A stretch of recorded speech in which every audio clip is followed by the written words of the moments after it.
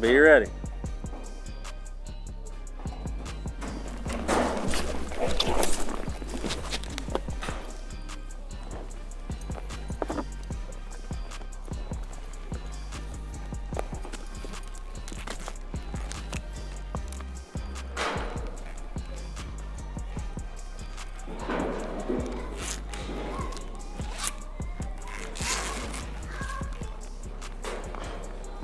While you're just sitting there, like, say if the calf is perfectly where you want him to be, where's your swing need to be?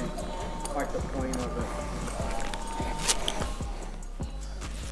it. I've got my swing always going to the point of the shoulder or my target every time. And okay, babe. It's real important to go right to your target from your first swing. I see a lot of people, actually, I think I was sitting watching the American qualifier one year, one of the first years when everybody was coming out of the woodwork for the breakaway roping. And I could tell as the girls were going into the box, if they were team ropers that had been team roping and going into the breakaway, because they would always shoot their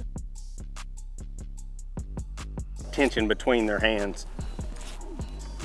And when you're doing that, if a horse ever scotches as you're throwing, because your tip's going out here and all you're doing is carrying it across, and you can throw some really pretty loops and it'll work as long as your horse doesn't, manipulate your delivery.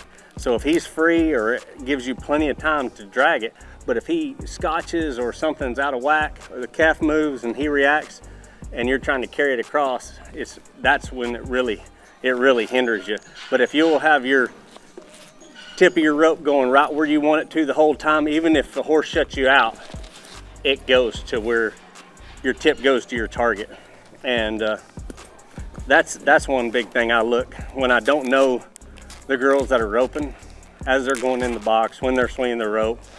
I look to see where their target is, and so if they've got a lot of popping that right over there and have a lot of tension between their hands, I can tell that they've kind of got that team rope and swing, and they've got to carry it. If their horse gets them at all, they're not going to have a great catch percentage.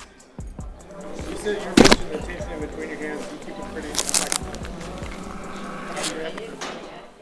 I mean, I keep about that between my hands, but in calf roping, you drop your coil every time anyway. So you always should not manipulate the way your rope travels, because by the time you release it, it's got a lot in between your hands. That's why it's so important to have your tip going at your target, because when you have that much between it, that's the only thing that sends it, because you can't drag it across.